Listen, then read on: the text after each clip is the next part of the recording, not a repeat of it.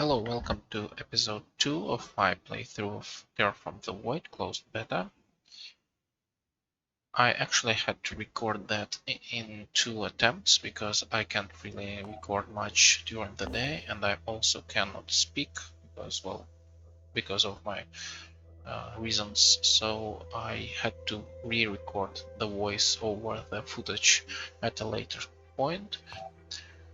So right now I'm assessing the current situation because I've just loaded a save and I'm trying to figure out what's going on. Also, I think I'm trying to figure out which bases to activate because that's the point in the game. It's well, I'm 2 days into the January and I have to consider where I'm going to expand and how, and also which missions I want to do. My buggy is pretty low, it's almost well, it's below 50% health, and I have to be careful which missions to take on.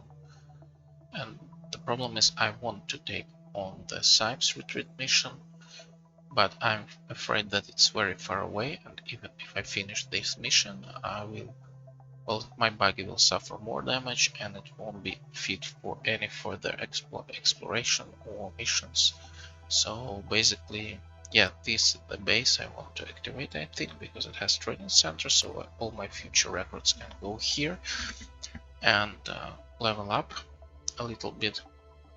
So that's more like an investment in the future, but I also want a research lab, which is probably a priority. So let's see what I decide here. But somehow I think the right play would have been to leave my buggy home, but I think I'm a little bit too worried about being ambushed.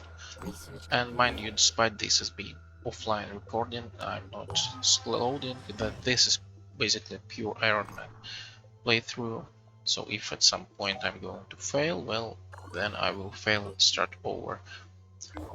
So, well, maybe for the sake of testing, because I'm basically doing a testing of the game for before we release, so I have to play test vehicles and stuff. So maybe I will keep playing or load, but well, basically it will all be like shown in the footage. It's not like I'm going to edit some parts where I save scum or something like that, so just to keep that in mind. But you what, this is purely raw footage of how it's being unfolded. I actually did some edits on this video, but I did them because I had at some point in the video I had to leave for like an extended period of time, for like 15 minutes I think, and I had to cut this moment as well.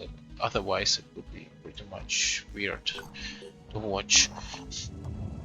So that's a very lucky exploration. I think I've just decided to explore before I can activate a base. So yeah, that's what's happening here. I think I'm going to activate that.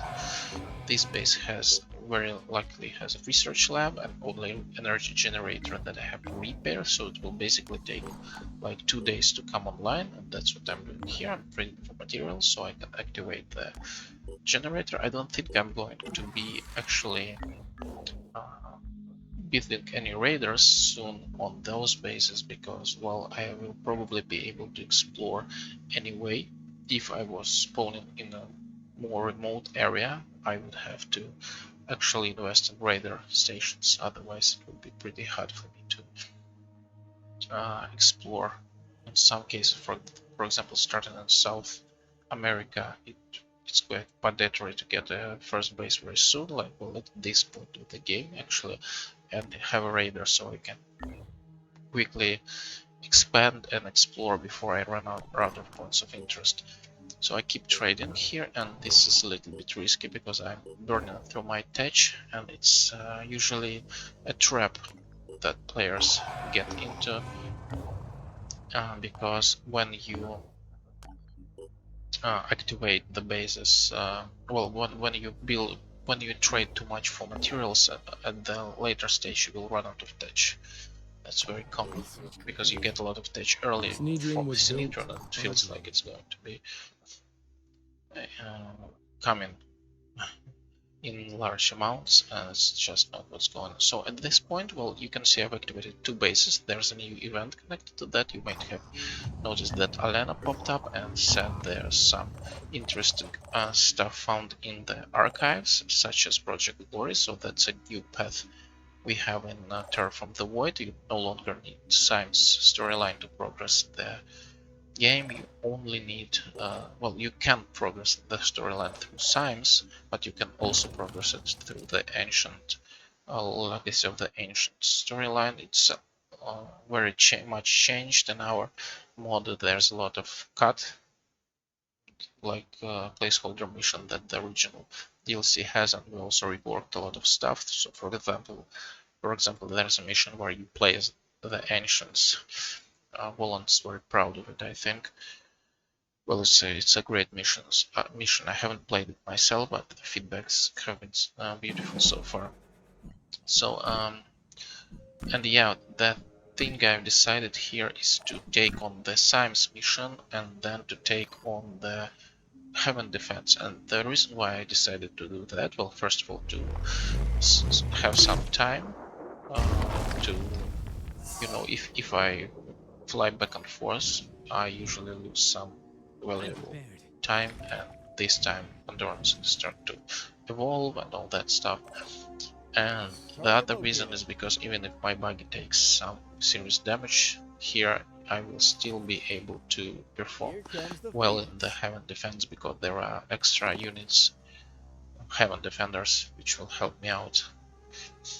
So right here I'm trying to figure out what to do, because I haven't found the most deadly enemy yet, the one called Arthur Myrmidon Prime, the one that developers placed here on legendary, and well, natural interest difficulty has him too. Well, unfortunately my buggy just broke the column I've been hiding behind. That's a little bit annoying, so I have to change my positioning.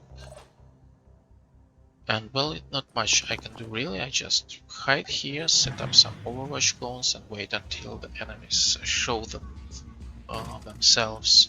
So there's someone crawling behind me that needs to be taken care of soon. Yeah, and my buggy keeps suffering damage, which is dangerous. Actually, the recording has not been done under good circumstances. I've been distracted, I've been like busy a lot of time. As I said, at some point I had to leave for a while. So actually it's like I'm kind of prone to mistakes here, so if you see some bad tactical play from me, it's probably because of that. And the upside though is that I'm playing really fast here, so you won't see my usual pondering for minutes about which move to take, so I'm just mostly rolling with whatever I feel. And it's actually not bad, because it sets up a good pace, and it's also early stages of the game, so it's actually quite easy. So yeah, it's not a problem at all, I think, because it's easy to finish those missions, especially when you have chaos by 100%. Well, I've shredded a lot of armor from this enemy, and I think I could have used armor break first on my sniper, but well, I figured it out at a later point, I think. Well, I decided to choose grenadier, so that's also an option. And here you can see, I think I'm going to use chaos shotgun here, probably because of how awesome this is. I don't have kill and run, so I will have to be more careful about how I place my shots and how much distance I travel. With kill and run, actually, it's quite easy to get away after shooting, but well, I decided to use quick aim here and to finish off this Arthan for good with my chaos shotgun shot, and I am out of ammo, and that's basically the desired use for those chaos weapons. It's anti-boss, one-time lifesaver kind of thing. Well, I'm a little bit exposed, I think, to this Triton over there, but I believe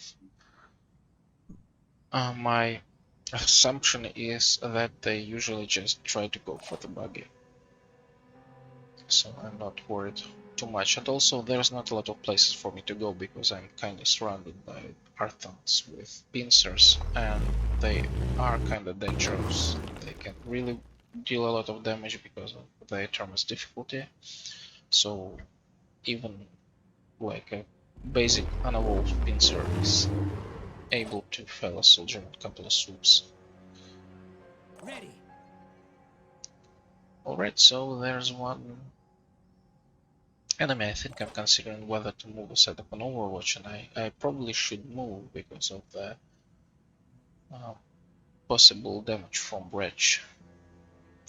I think I'm just reviewing my options for Willpower and Priest. Well, I love Priests a lot. I think they are kinda incredibly cool actually, because of how much they allow to do.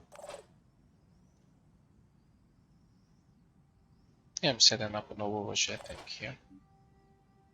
Panicking this Arthur. And then just moving away from melee Arthans outside the building and setting up an Overwatch, because sometimes it can actually work very favorably.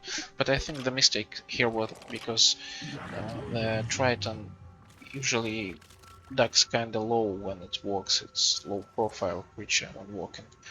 So Overwatch is not very effective since there is some low cover between me and him, so he will be basically behind these low covers he moves, and this one also spawns maze.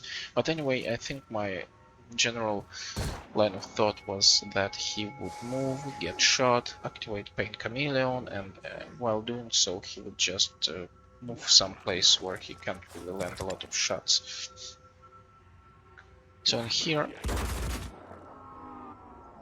let's see how it goes, but there are some Arthans over here, some ranged enemies over here, and ranged Arthon, Triton, Wretch, and I have to, right now I need to move towards the entrance. You will probably see me doing that right now. Yeah, that's a sane choice because of, well, I can't fight on both flanks, that's like basics of strategy, so I need to take care of the enemies here, place some objects between me and them, so I can actually deal with those. I'm exploding the Earthen in the mist, also because it's those wretches, they are quite prone to grenades and explosive. It can disable a lot of their limbs, and if I'm lucky, they can be rendered completely useless with just one grenade. And here I'm just considering what I can do with my other troops, and I think at this rate it should be quite easy to panic or mind control the Arsons, because basically they are very susceptible to panic or mind control, and I have priests, so it should be quite easy for me to deal with them one way or another. My only concern here is that annoying Triton footpad, I have to destroy him, so I will probably have to use 2 shots or 1 shot from Chaos Shotgun, because he will drop their willpower kinda low. And then if I drop their willpower low, I can do anything I want with them. And there are 3 of them, and I can chain panic easily. It's one of those things. Yeah, you can see it has 7 willpower, so killing a Triton would drop them to 4. Well, let's see. I don't remember exactly how it played out. Maybe I managed something interesting there. There should be 1 Triton dying, so yeah, they will be down to 1, because 1 of the Tritons will die at the end of the turn. So if I kill the Triton footpad here, they will drop to 1, and then just 1 kill would actually grant me 2 turns of panic for all Arthans, which is really nice. So the one on the roof will definitely panic here. Yeah, so the goal is to kill this guy, which is working amazingly with Chaos Shotgun. Now I can panic the Arthur over there. And it's pretty much settled at this point. Everyone will panic. I'm in a very good spot right now.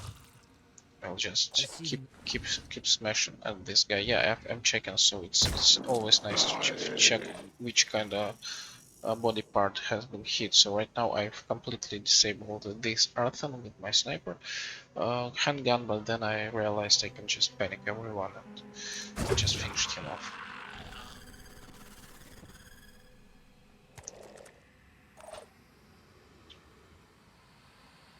There are shooters over there, so no point in exposing myself.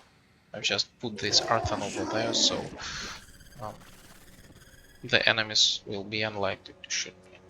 Yeah, as I said, they are panicking and it's pretty much settled at this point. And the mission is going pretty well. My buggy suffered some damage, but well, it's fine.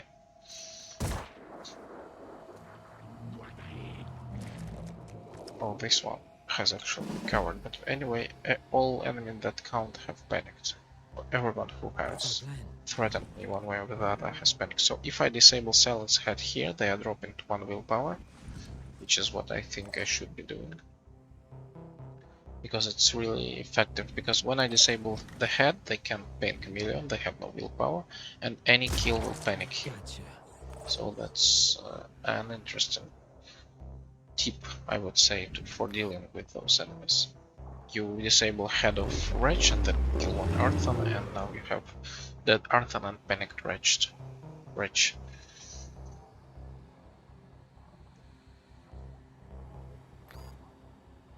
Yeah, I have to get rid of that one, so that's obvious. Actually, this is already enough to panic basically everyone.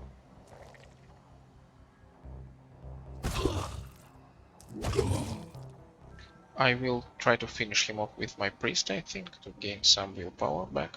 That's also a nice tip. You can usually recycle Arthans like this. It takes 2 willpower to Ready. maintain mind control, and if you, This better work. for example, you can relinquish mind control and kill the Arthan, therefore regenerate 2 willpower. There's someone behind the wall. This should be Arthan Gunner, I think. I wanna hide my buggy from them. So let's retreat, yes. Maybe.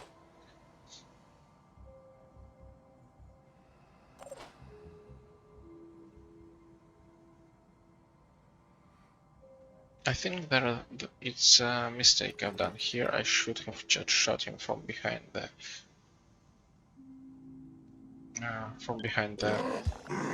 window. There's a window I can shoot, and that's one of the bad decisions I made.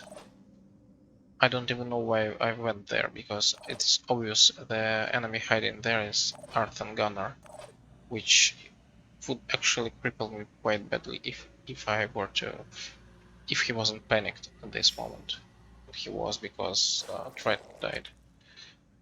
So that's something like a huge miscalculation, and probably because I was distracted. So, well, anyway, it played out well, but that was a big problem.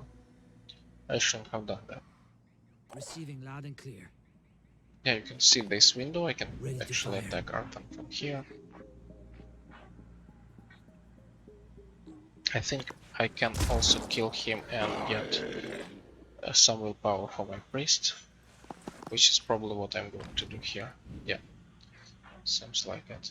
So just willpower farming Arthans for extra kill points for my priest. So there's an Arthur Gunner. I'm just trying to disable his weapon arm. Let's see if it works. There's someone behind the corner. I don't know who that is actually, now that I see Arthur Gunner there. Well, I was hoping I will finish off this enemy, but unfortunately I didn't. And now it's actually another dangerous situation. So there have been a couple of mistakes made. I should have just retreated, because moving backwards is always a good thing to do. If I had stayed outside the building, I would be in this beach right now.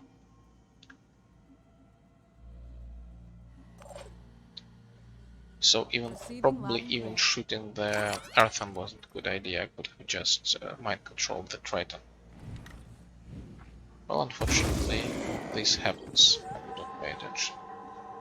And I'm also putting my assault in a bad spot actually, so multiple mistakes.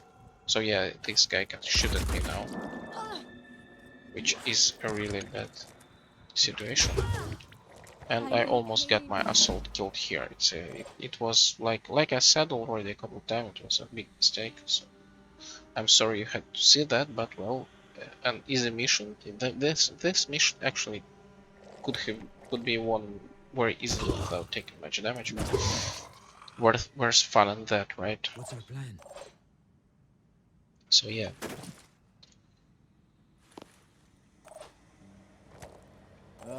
Ready. I'm getting there.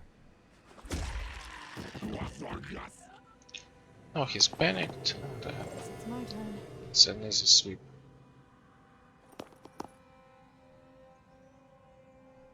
Receiving loud and clear. Making haste. So this has taken a little bit longer than it should have, but well, whatever. I could really use the research to buff my medkits. Healing powers Moving now. is basically a waste of resources. Since I don't have to worry about resource cost for buggy shots, I can just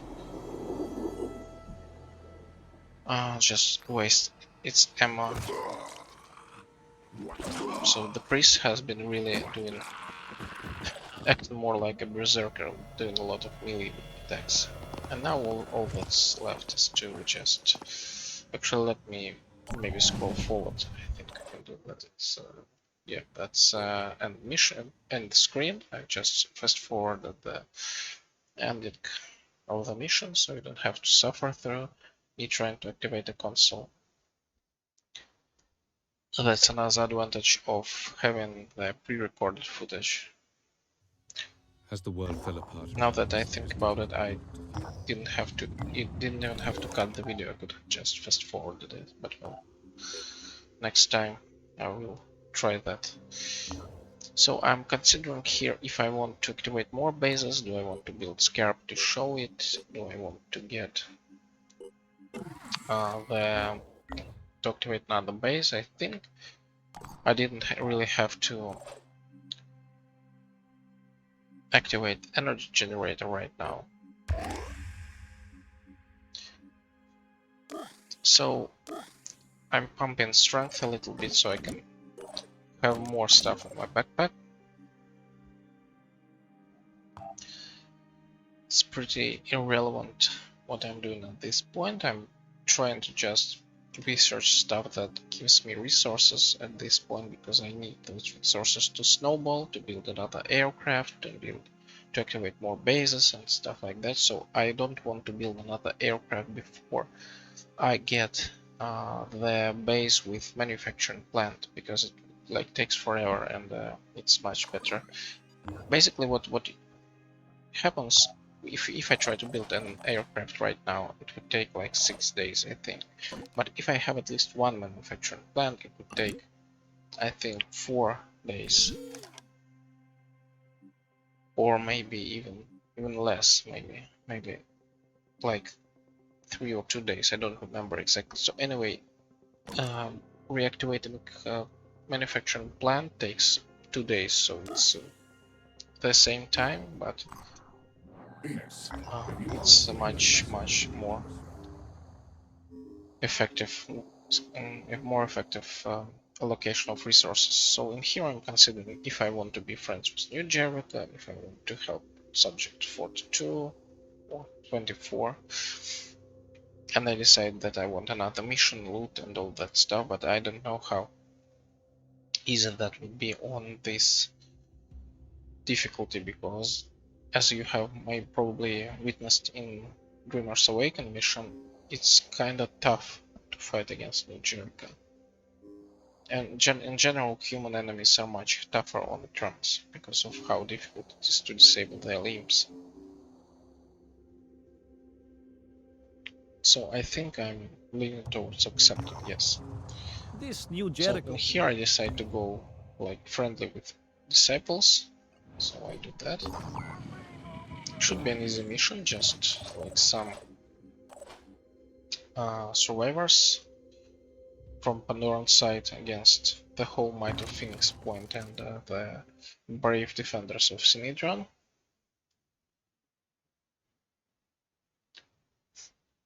I wish I could get someone to join me, but unfortunately the chances are extremely low. I don't think we tweaked those chances on Terminus, but they are very low legend to begin with. So my Junker is basically an artillery unit at this point. I think he can take like 2 attacks from a machine gun, but that's it. It's really easy to take it down right now, so it's a little bit risky.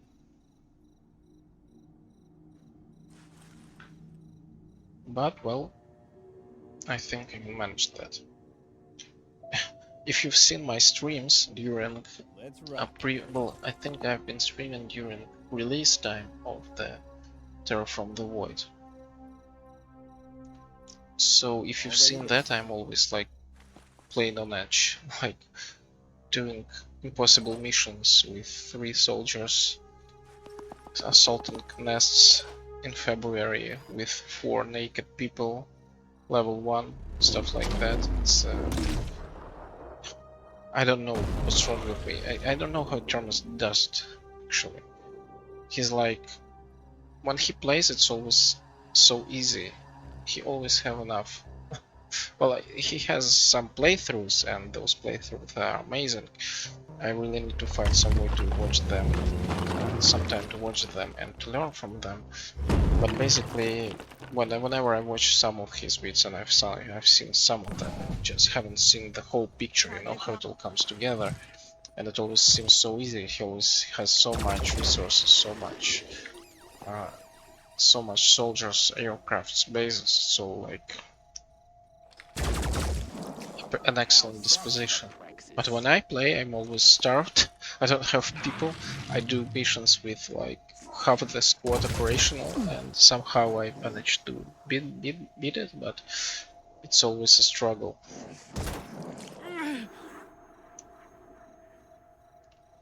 So it's really interesting. And as I said before, I'm playing kinda hasty, so actually it's just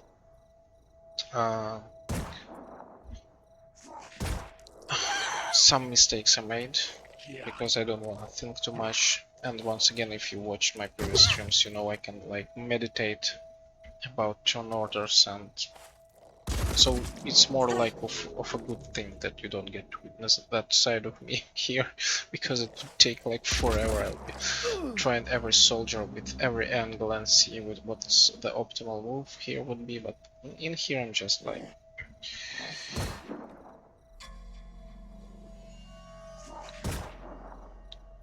and my buggy gets whatever it gets. I don't know, maybe someone tried to attack it, but that attack failed miserably. So I think this is the point where I had to leave, and then I had to cut this piece where I left. So yeah, reactivating the defender, obviously it's always a nice idea. Killing this Arthur, I think. There's another one behind the corner.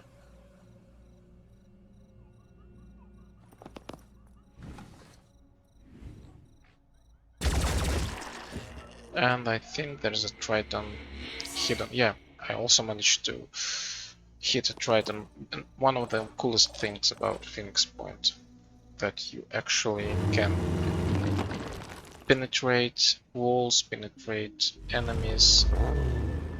Like bullets can go astray and hit someone unattended, and it's really cool. It's like something no other turn-based strategy does. Actually, XCOM reshaped the field for turn-based tactics. I mean, I love XCOM. It's amazing. It hits a lot of switches. It's great for power fantasy. There's a lot of really cool stuff. It's cinematically awesome. Well, I can't praise it enough. I think it's gorgeous. I've seen thousands of hours into XCOM, but there's one bad thing about XCOM is that despite bringing turn-based, making turn-based tactic great again, it also did something terrible for them. It predefined that everyone doing turn-based strategy from this point is actually copying the formula XCOM gave us. So it means 2 action points, hit chances, activating enemy packs, all that stuff that made XCOM work. And I mean, I can't even play stuff like Mutant Zero thing or whatever because it's so similar. Whenever I try, or this showgunner thingy that just arrived recently, it's just another XCOM clone. It's not fun. Well, maybe it is fun if you weren't such an XCOM like nerd as I am. I've played that so much. I just can't play Are you okay? another XCOM game that's not XCOM. If you can make sense of what I'm saying.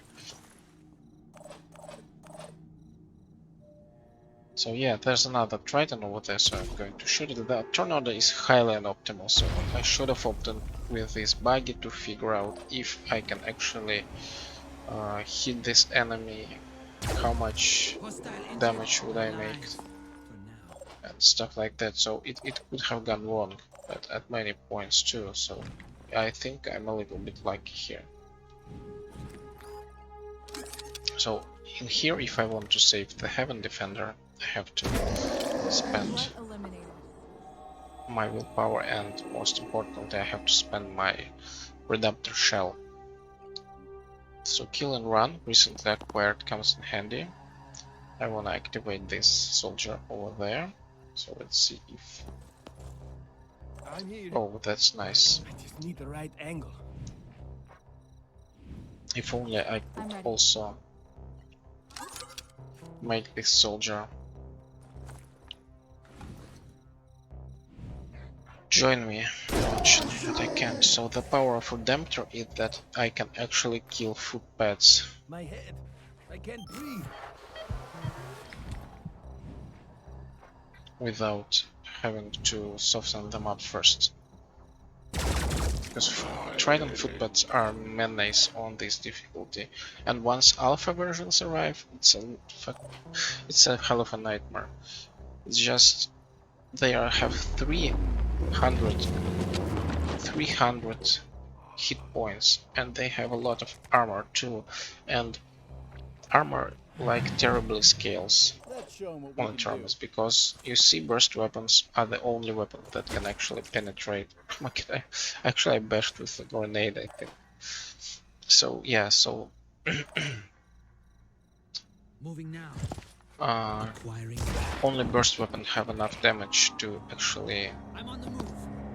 kill those tougher enemies, and the damage from burst weapons and how damage resistance applies to it is actually, and damage buffs also, how it all affects burst weapons is not like flat increase, because when you calculate it against armor, you can see that, for example, where something like sniper rifle would gain like flat 25% increase, well, in case if you get 25 increase in damage, the burst weapon would get a lot more, simply because of how armor affects it. I won't go too much into detail here, but you can just trust me on this. So burst weapon get infinitely worse against armor and infinitely better with damage reduction and armor damage increase against armor, and therefore if you get damage reduction like enemies have here and armor, it gets just nightmarish for burst weapons. You have to do a lot of shredding first. So anyway, I don't know if my speech sounded coherently at this point, because it's kinda late and I still have like half an hour to comment, looking at the remaining time for this video. Actually, I think I have an hour of gameplay. So maybe I'll stop halfway somewhere because I need to sleep really soon. But let's maybe see through another mission here. Let's see what choices I'm going to make and which mistakes I'm going to commit. I think there was a really fun and also lucky scavenging mission for me. And I think that's going to be toward the end of the video.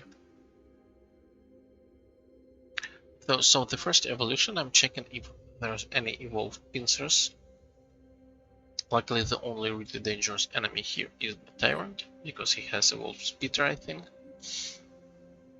Then can be really annoying. Or maybe, the Spitter is not evolved, so it's okay. All the enemies are kinda easy.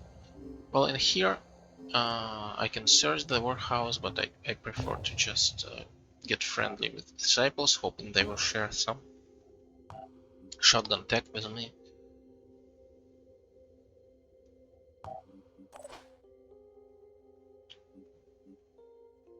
Die Hard would be a nice addition, I think.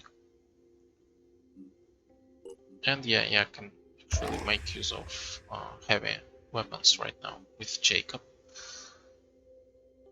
Since heavy weapons also include bashing, I would probably love to have some speed on him. I wonder if that's what I'll do. Yeah, that's exactly what I'm doing. So I'm going to manufacture Uragan MG. Junker is in dire need of repairs, so I think that's what I'm going to do. I'm also checking out how much toughness versus willpower I need on my priest, because enemies evolve, they get more willpower. I need to catch up with them. I would really love to get priest mutated head of priests, and I should have prestige, because I'm sided with disciples of Anno. I will get prestige as soon as disciples research it, and I won't have to research it actually as well. That's one of the advantages we give to players for starting with just 3 people. But you can see priests can be actually amazing. I think all elite classes are amazing with the right play, and Termus is doing a fantastic job at showcasing infiltrators in his video. But me, I'm like an Anno expert, so to say, so I'm actually always playing with them. I think exploring is kind of risky here, and I'm considering if I want to build a Manticore, and you can see it's like I said, takes a lot of time. I see another myths patch, and I think I want to activate that base, but there are better options. So for example, this research lab is really nice, and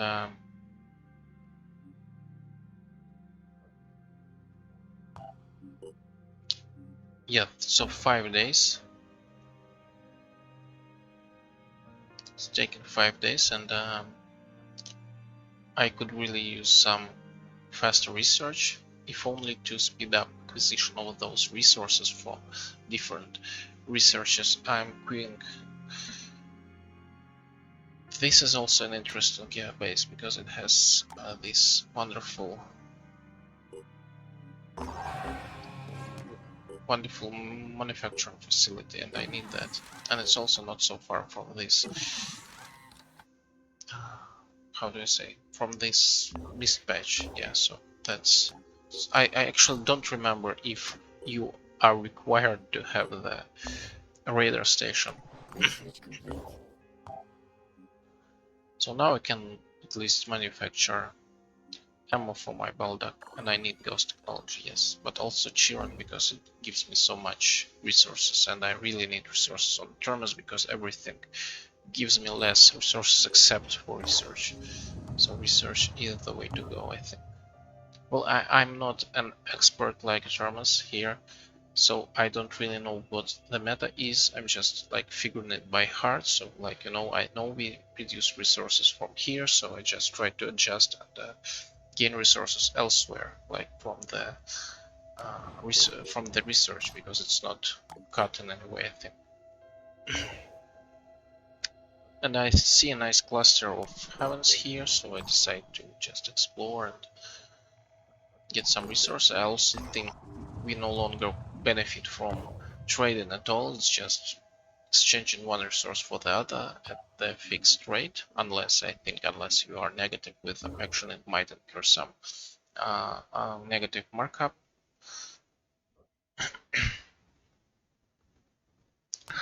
But yeah, I don't know. I don't remember exactly if I did any planning at that point, or it was just like pure exploration rage, because I was distracted heavily at this point, I think. But well, all I want to do in this playthrough is to show some vehicles, and I think that's my eventual goal. I don't want to lose too fast, so I can showcase like Armadillo, Scarab, stuff like that. There are a lot of cool modules for those vehicles. Oh yeah, that's scavenging mission, but my buggy is in terrible shape, so I think at this point I'm kind of far away from my base.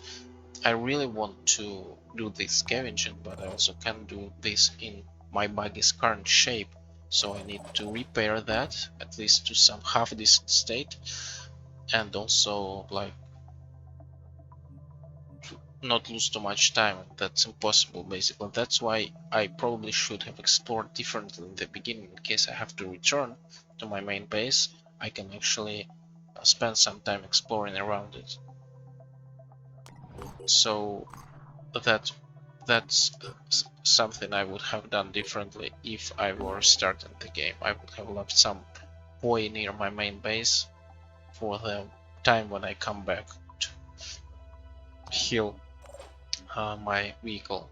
But well, I wasn't really like so many of us. I wasn't using vehicles in the early game because we found them too strong in vanilla. It was like vehicles were so, how do you say, unbalanced in a weird way, so they were completely overpowered early game. You could just steamroll every mission during early game, every faction mission. They were just, nothing could have harmed them, and early enemies were also doing so little damage if they couldn't do much. So you got a vehicle and you just steamrolled first month until much later.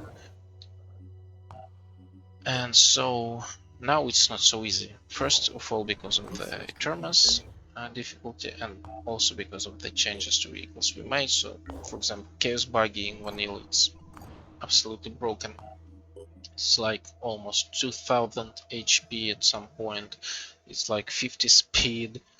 Its weapons are the best in its category, and it's just crazy. I mean, Scarab could outperform that with Scorpio, which was also incredibly broken.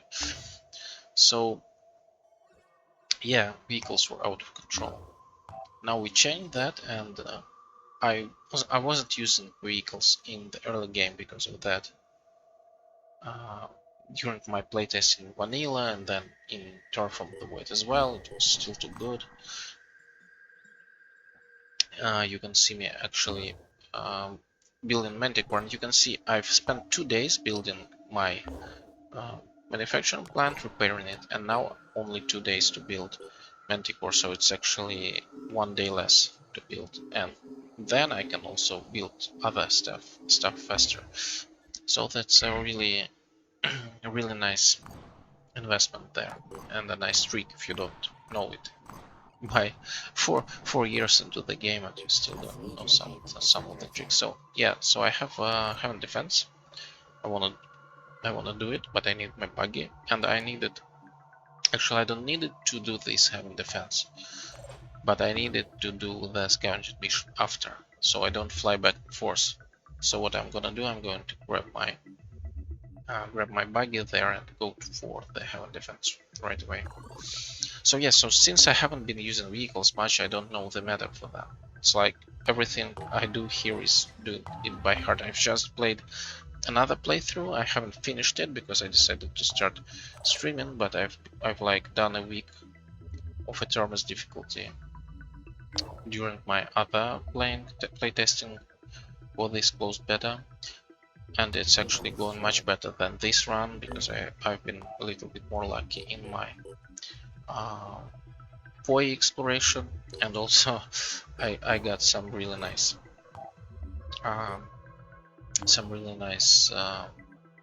scavenging sites and stuff like that. So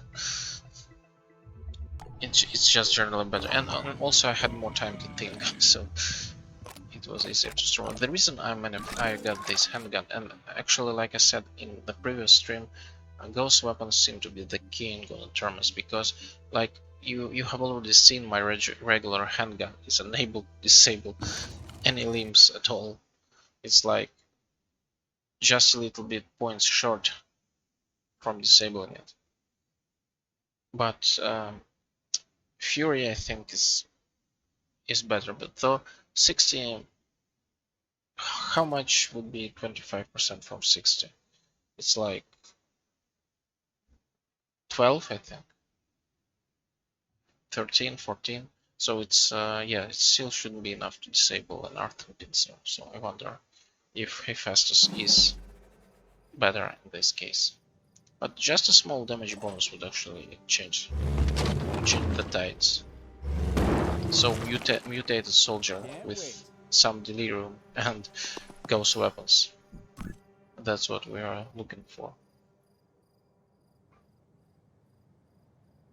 So I think I'm going to stop after this mission because it's been going for a long time. Like I said before, I need to sleep, and I wanna upload the episode onto YouTube for you to review. And actually you can hear from my voice I'm kind of sleepy and tired, and maybe it's just not a good idea to comment at all in that state. But anyway, so let's focus on the game for the moment. So I will record the episode now, and another one is coming tomorrow. It will still be a nice 50 minutes or so episodes. So in here we have an assault, an assault on the rooftop, and another sniper, and defender, sniper here. Just the two of them.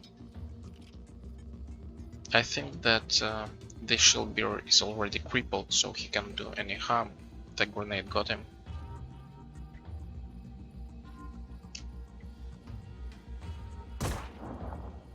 There's not much to see here, but well, just bear with me through this mission. It's just quite basic heaven defense. Unlike the previous one, it's not in the favor of heaven defenders, so there are more Pandorans, less heaven defenders, like this, the third one I think. Or maybe it's a CV.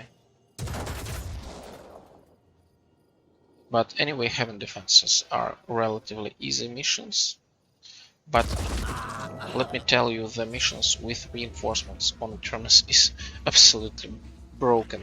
It's like, first of all, we did a number of things. Besides all the buffs to the enemies and debuffs to the Phoenix point on Eternus difficulty, we also changed the spawn points behavior. I think it's not exclusive to Eternus though, but now enemies are not restricted to spawning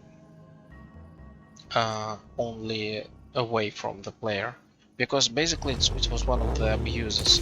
You could just put something like spider drone or soldier somewhere near the spawning point, those little skulls at the edge of the corner which are glowing.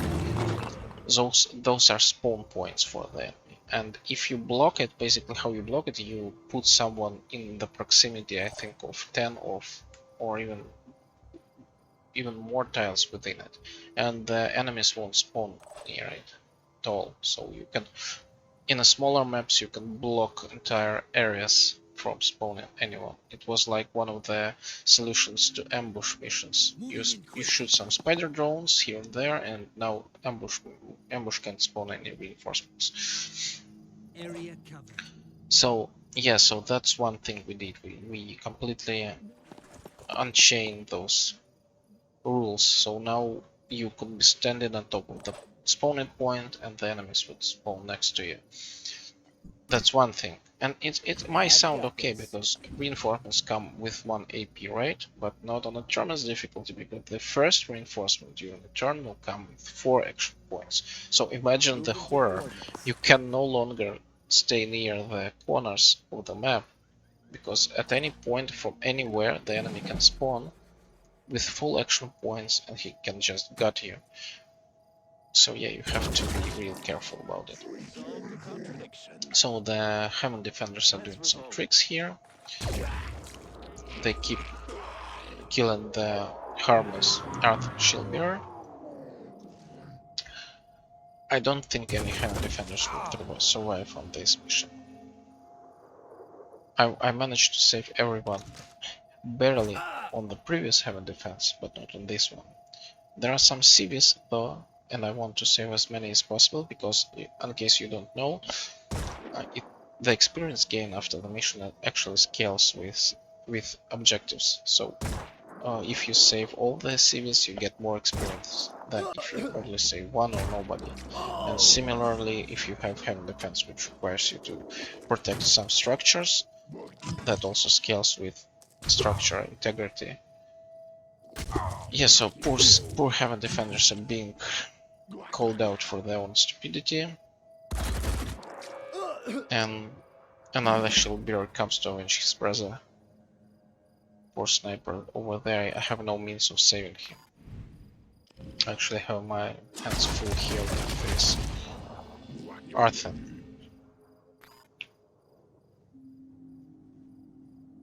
I think it's kind of pointless to shoot a grenade.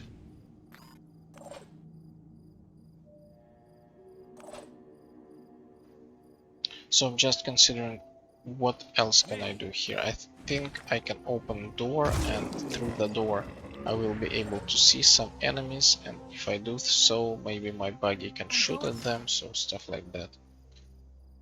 I should, yeah, I'm checking the buggy right now, so yeah, that's also what I was thinking back then. So now there are some enemies inside the building.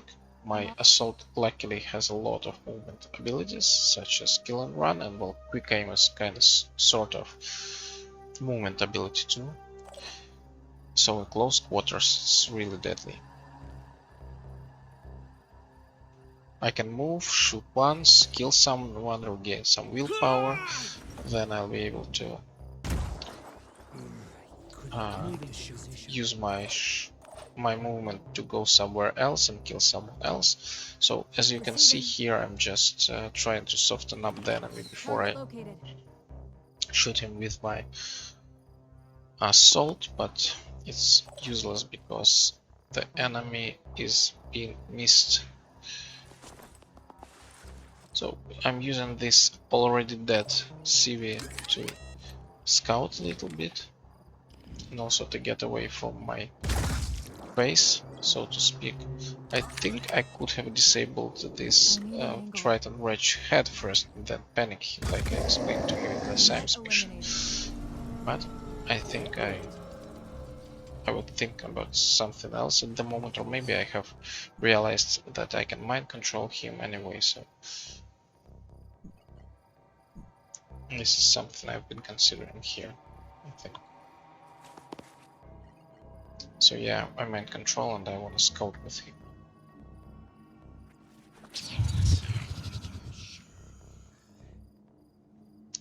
There are some wasted moves, but at least I'm playing much faster than I normally would. I've expanded all his ammo with this shot, so now I can actually release control of him.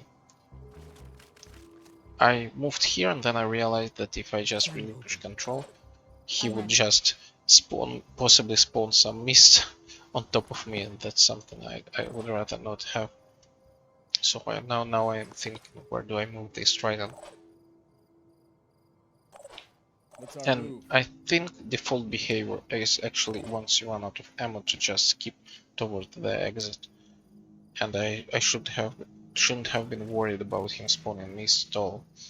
But I haven't been playing for some time and I just tend to forget those small things sometimes. But well, we all can learn from my mistakes here. So if this sniper was smarter and actually knew to shoot at the pincer, he would be fine. But unfortunately, yeah, he wouldn't be fine anyway. I lied to him. That's what you get for trusted Phoenix Point directors. They teach you combat, and then you are being gunned down by the Triton on the other side of the building. Well, I can still avenge him. Right? Well, this shot could have been more accurate. Steady. Got lucky. So this Triton is dead. I'd rather not spend any ammo, so I just prefer to mind control this Arthur and turn, I think.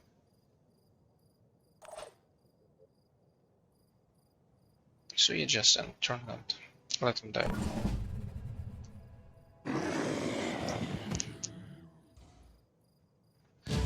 This mission is complete, and I still have 50 minutes of footage for the next episode. And for now, let's just stop here. I hope you enjoyed it. I'm sorry for my sleepy voice. It's not exactly a professional stream or something, but I still think we have learned something today, and we have witnessed the power of chaos weapons, and we have witnessed the fragility of chaos buggy, and maybe in a couple of episodes I can also showcase other vehicles. See you in episode 3.